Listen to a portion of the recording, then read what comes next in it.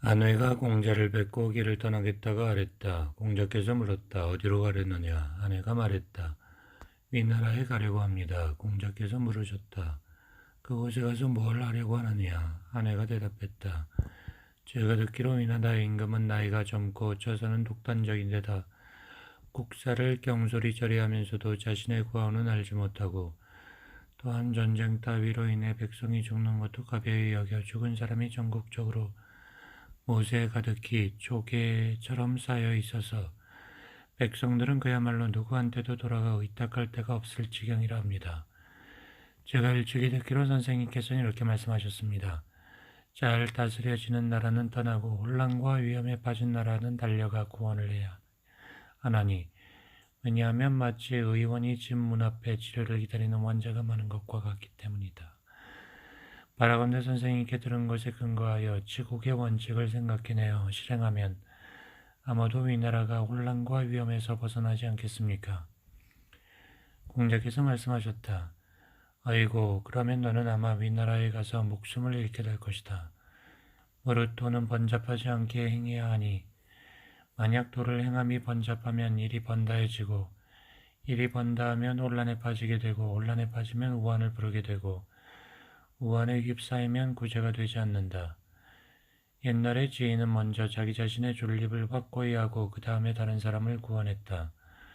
그런데 너는 너 자신의 존립조차 안정되지 않고서 어느 겨를에 폭군의 소행을 바로잡는단 말이냐. 게다가 너는 도덕이 파괴되고 지혜가 생기는 까닭을 아느냐. 도덕은 사람들이 명성을 추구하면서 파괴되고 지혜는 사람들이 서로 이기려고 다투면서 생기는 것이다. 명성은 사람들이 서로 갈등하는 원인이요 지혜는 사람들이 서로 다투는 도구다. 그 때문에 이 두 가지는 모두 흉계이니 세상에서 힘써 추구하고 행할 바가 아니다. 또한 네가 비록 덕성이 순후하고 신의가 굳건하더라도 다른 사람들이 알아주지 않을 것이고 또 명성을 다투지 않더라도 다른 사람들이 믿어주지 않을 것이다.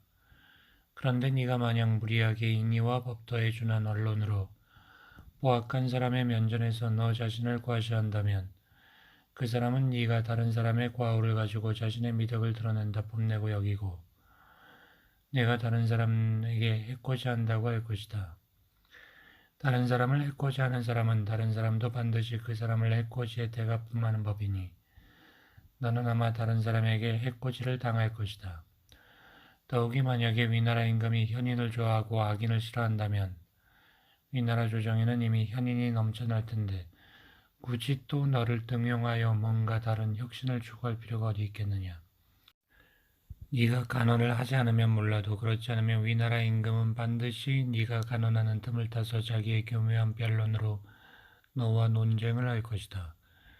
그러면 너의 눈은 현혹되고 너의 안색은 평온해지며 너의 입은 자기 변명을 늘어놓고 너의 태도는 그에게 끌려가는 모습을 나타내며 너의 마음은 결국 그와 타협하게 될 것이다. 그것은 이를테면 불로 불을 끄고 물로 물을 막는 것이니 잘못에 다시 잘못을 더해 오히려 상황을 더 나쁘게 만드는 것이다. 그렇게 위나라 임금에게 순종하기 시작하면 장차 한도 끝도 없이 순종하게 될 텐데 그런 와중에 너는 아마 임금의 신임을 받지 못하고 조바심을 내어 충언을 올리다 필시 보악한 임금 앞에서 죽게 될 것이다. 옛날에 하나라 거랑은 현신 관용봉을 죽이고 은나라 주왕은 왕자 비간을 죽였다. 한데 관용봉과 비간 그 두 현인은 모두 자기의 수양에 힘써 신하의 신분으로 몸을 굽혀 임금의 백성을 어루만져 주었으니 그것은 곧 신하로서 임금을 노엽게 한 것이다. 그러므로 그 임금이 그들의 아름다운 덕행을 트집잡아 그들을 배척해 죽인 것이다. 이는 바로 명성을 좋아한 결과이다. 또 옛날에 요임금은 총, 지, 서, 세 나라를 공격하고 우임금은 유어를 공격했다. 그리하여 그들 네 나라의 땅은 폐허가 되고 백성은 죽어 귀신이 되었으며 군주들 자신은 모두 죽임을 당했는데 그것은 그 네 나라 군주들이 끊임없이 전쟁을 하며 진리를 추구하기를 멈추지 않았기 때문이다. 이는 모두 허명과 진리를 추구한 결과이다. 너는 설마 이런 얘기를 듣지 못했느냐? 명리에 대한 욕심은 성인도 이기지 못하거늘 하물며 너야 더 말할 너희가 있겠는가? 그러나 그렇긴 하지만 너는 분명히 내 나름대로의 생각과 방법이 있을 것이다. 어디 한번 나에게 말해보거라. 아내가 말했다. 단정한 태도와 겸허한 마음으로 부지런히 온 심력을 거기에만 쏟아부으면 되지 않겠습니까? 공자께서 말씀하셨다. 어허, 그렇게 해서 어떻게 되겠느냐. 위나라 임금은 내심에 굳세고 거만한 기운이 가득하여 걸핏하면 본색을 드러내는 데다 기뻐하거나 화내는 기색의 변화가 무상하여 보통 사람은 감히 그의 뜻을 거스르지 못한다. 그 뜸을 따서 그는 곧 다른 사람의 감정이나 생각을 억눌러 자신의 마음이 기쁘고 흡족하기를 꾀한다. 그럼 위나라 임금은 이름하여 날로 점차 깨닫게 하는 일깨움으로도 감화시킬 수 없거늘 아무리며 일시에 깨닫게 하는 일깨움으로야 더 말할 나위가 있겠느냐.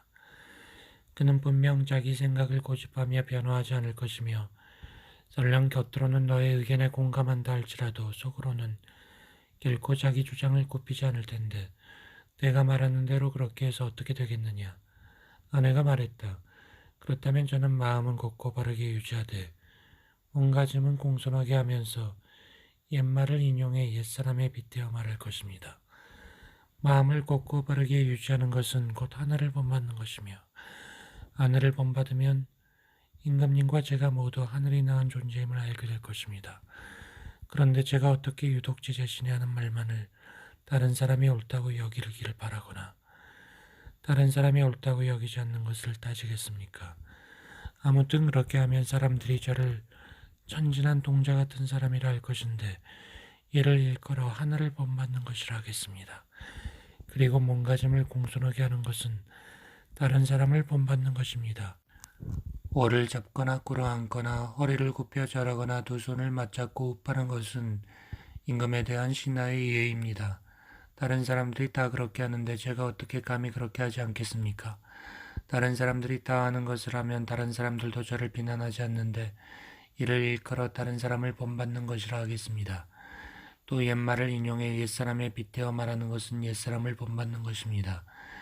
그렇게 제가 하는 말은 비록 선을 권하는 것이지만 사실은 잘못을 고치라는 뜻을 담고 있습니다. 이런 방식으로 권하는 것은 옛날부터 있었으며 제가 새롭게 하는 것은 아닙니다.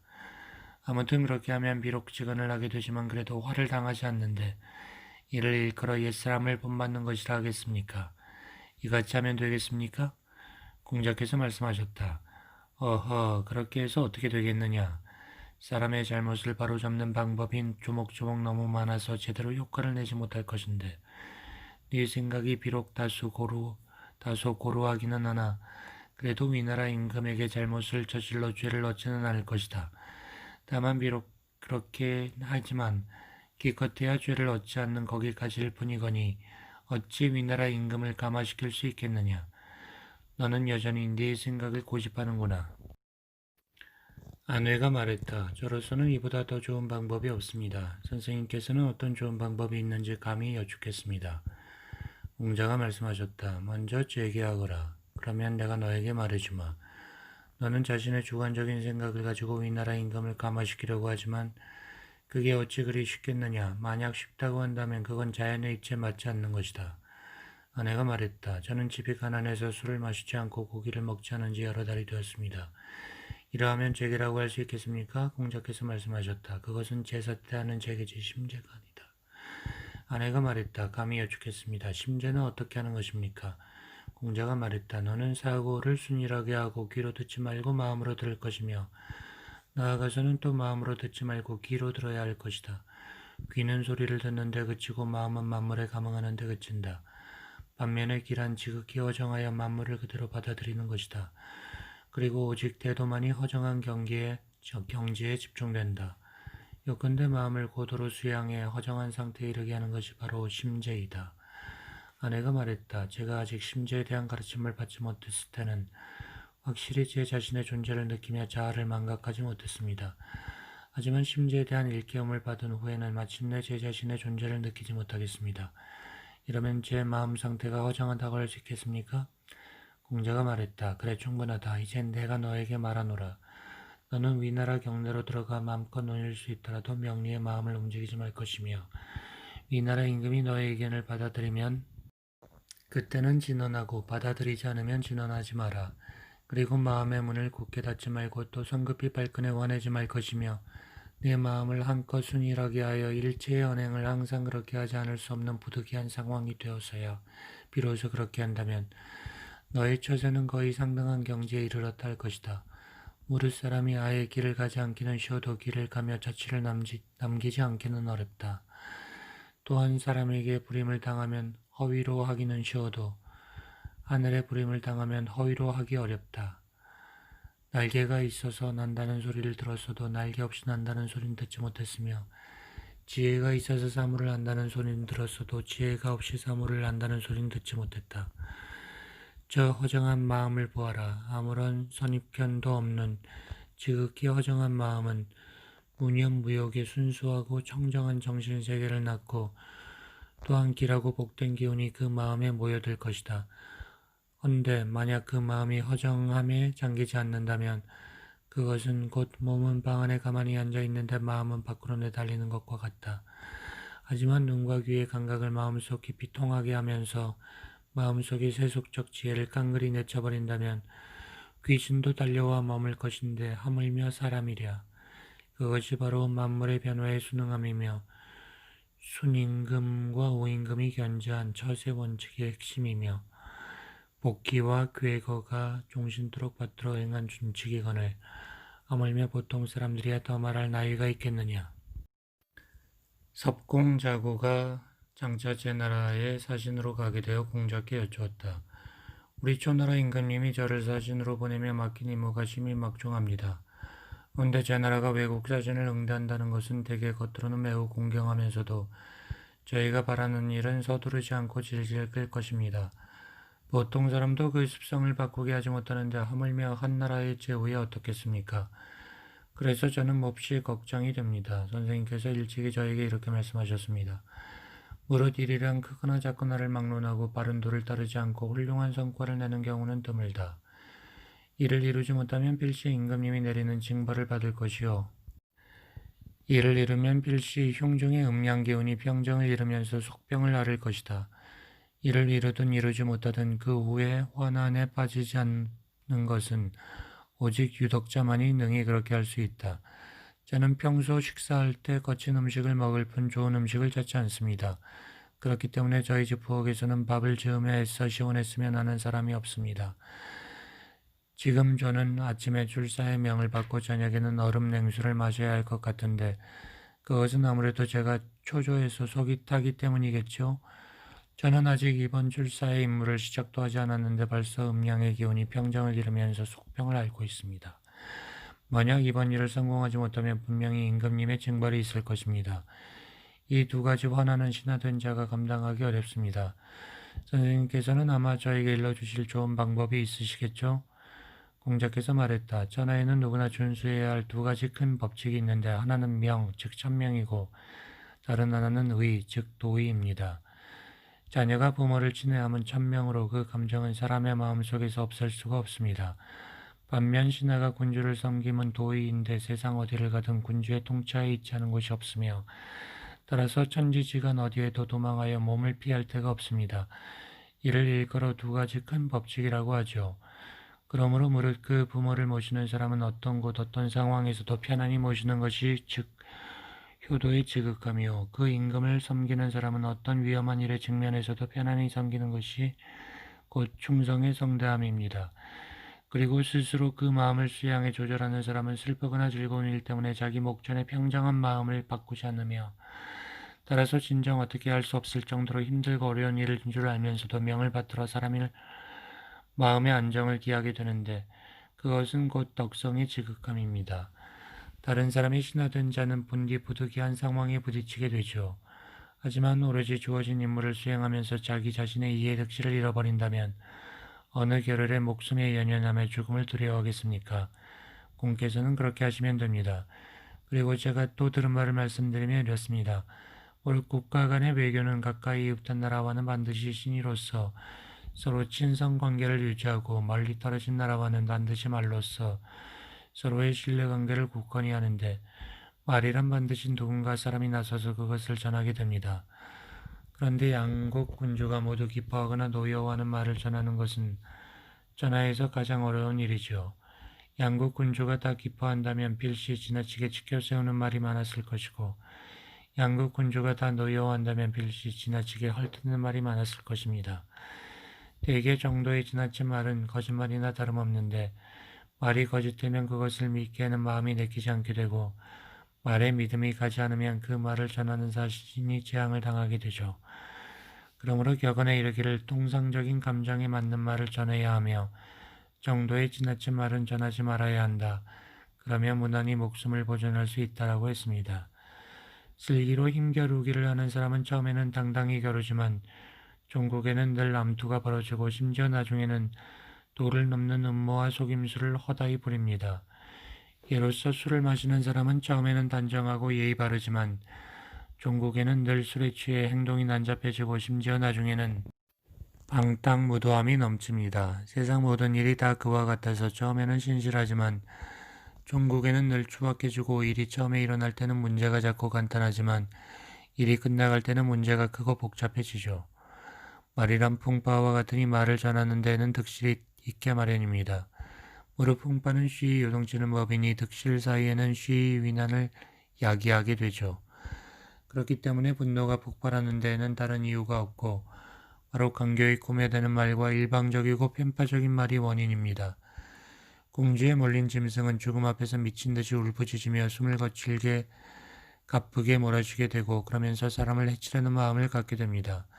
어떤 일에 있어서 한 사람이 다른 사람을 너무 심하게 다그치면 다른 사람은 필시 악한 마음을 가지고 보복해 오지만 그 사람은 다른 사람이 왜 그렇게 하는지 그 까닭을 알지 못합니다. 만약 그 사람도 자신도 다른 사람이 그렇게 하는 까닭을 알지 못한다면 장차 어떤 결과가 일어날지 누가 알겠습니까? 그러므로 격언에 이르기를 군주에게 받은 사명을 함부로 고치지 말 것이며 상대를 다그쳐 이를 성사시키려 하지 말아야 하나니 만사는 정도에 지나치면 좋지 않다라고 했습니다. 사명을 함부로 고치거나 이를 성사시키려 상대를 다그치면 결국 이를 그르치게 됩니다. 이를 좋게 이루려면 오랫동안 공을 들여야 하고 이를 나쁘게 마무리하고 나면 후회에도 돌이킬 수가 없습니다. 그러니 어찌 신중하지 않을 수가 있겠습니까? 요컨대 만물 변호에 순응하여 유유히 자적하며 만사를 그렇게 하지 않으면 안 되는 부득이함에 따르면서 마음의 정기를 기르는 것이 최상의 방법입니다.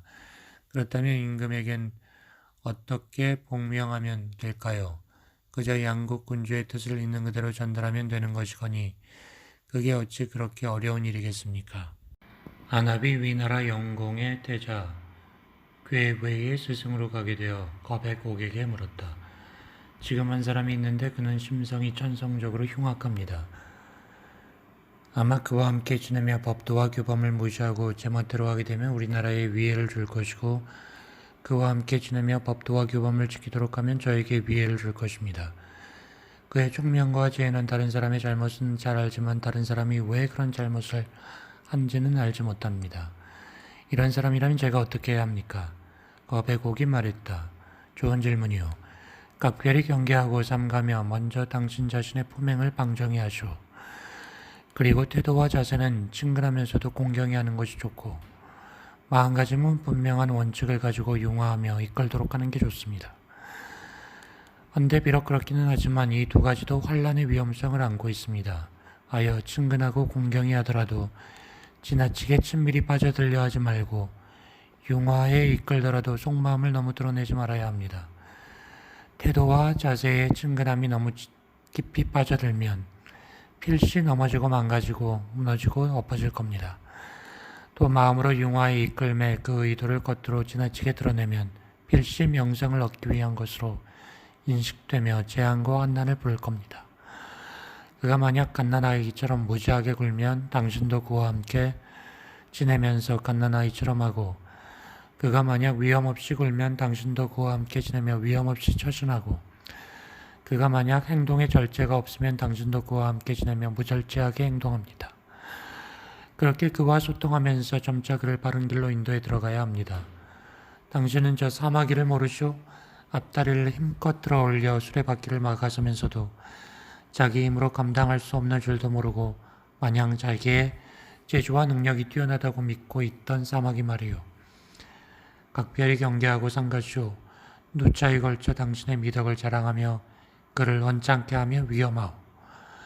당신은 저 호랑이를 기르는 사람을 모르시오? 감히 살아있는 동물을 먹이로 주지 못하는 것은 호랑이가 살아있는 동물을 덮쳐 죽이면 그 잔악한 본성이 깨어날까 두렵기 때문이요. 감히 해체하지 않은 동물을 통째로 주지 못하는 것은 해체하지 않은 온전한 동물을 찢어 먹으면서 호랑이의 잔악한 본성이 깨어날까 두렵기 때문이죠. 호랑이의 굶주림과 배부름에 따라 때를 잘 맞추어 호랑이가 사나운 마음을 누그러뜨리게 해야 합니다. 호랑이는 사람과 다른 종인데도 자기를 기르는 사람에게 알랑거리는 것은 사람이 호랑이를 그 성정의 수능에 기르기 때문입니다. 그러므로 호랑이가 자기를 기르는 사람을 물어 죽인다면 그것은 사람이 호랑이의 성정을 거스르기 때문인 것이죠.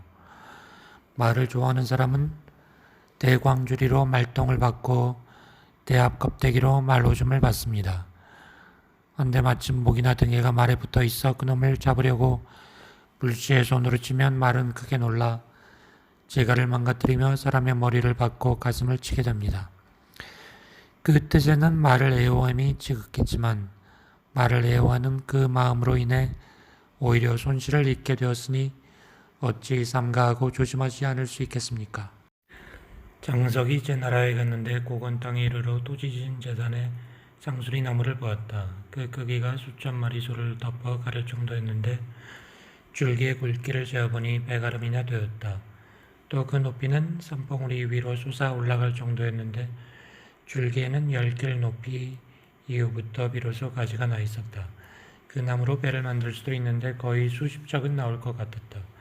아무튼 구경꾼들이 장날처럼 넘쳐났지만 장석은 거들떠보지도 않고 앞으로 나아가며 걸음을 멈추지 않았다. 제자가 나무를 실컷 보고는 장석을 쫓아가 말했다. 제가 도끼를 들고 선생님을 따라다닌 이후 이렇게 훌륭한 목재는 본 적이 없습니다. 그런데 선생님께서는 눈길 한번 주려고도 하지 않고 곧장 앞으로 나아가며 멈추지 않는데 어째서 그러십니까? 장석이 말했다. 아소라, 말할 것도 없다. 저건 쓸모없는 나무다. 저 나무로 배를 만들면 가라앉을 것이고 너를 만들면 빨리 썩을 것이고 그릇을 만들면 빨리 망가질 것이고 문을 만들면 진액이 흘러나올 것이며 기둥을 만들면 좀 있을 것이니 저건 제목이 못되는 나무다. 그야말로 어디에도 쓸 수 있는 데가 없기 때문에 저렇듯 장수할 수가 있는 것이다. 장석이 집으로 돌아오고 나서 토지신 재단 상수리 나무가 꿈에 나타나 말했다. 그대는 무엇에다 나를 견주려 하는가? 그대는 설마 나를 저 쓸모있는 나무들과 견주려 한단 말인가?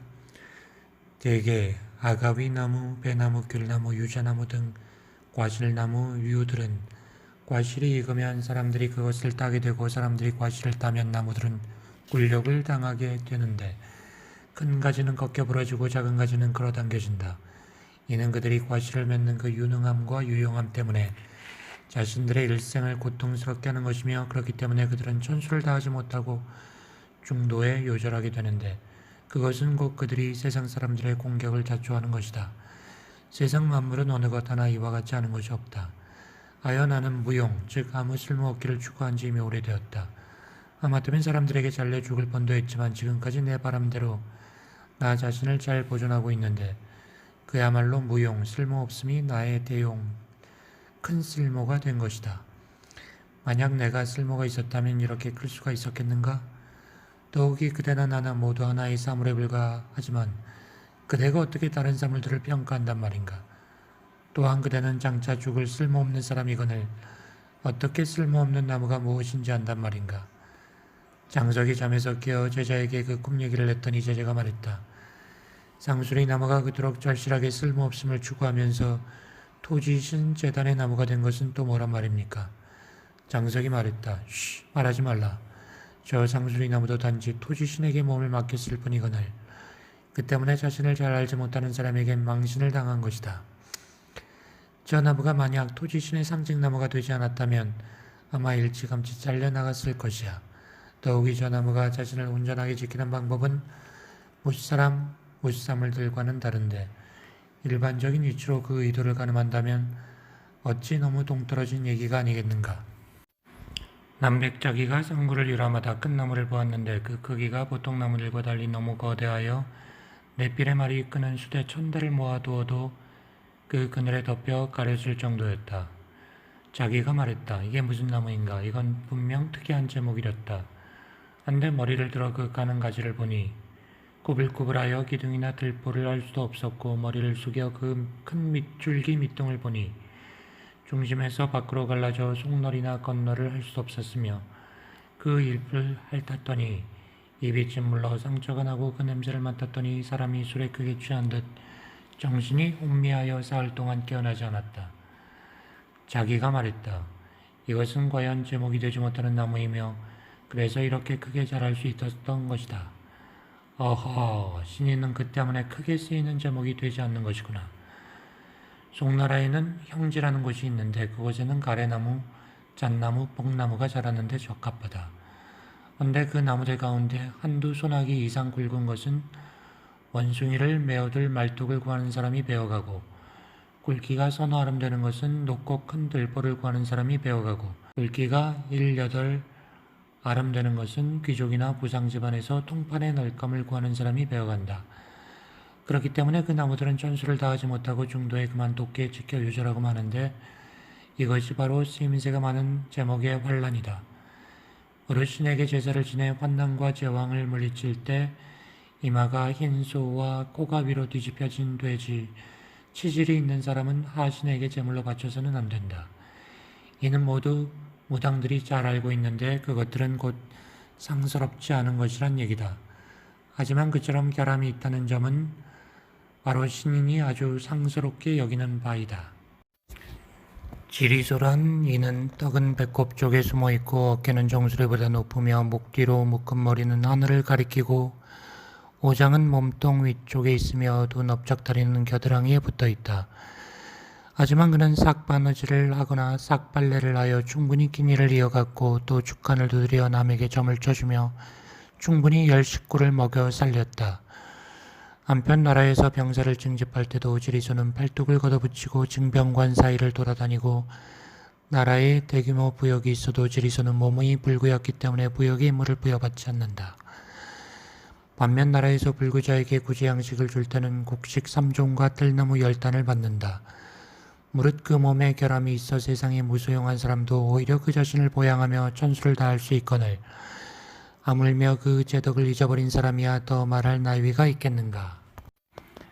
공자가 초나라에 갔는데 초광저벼가 그 숙소 문 앞을 거닐며 말했다.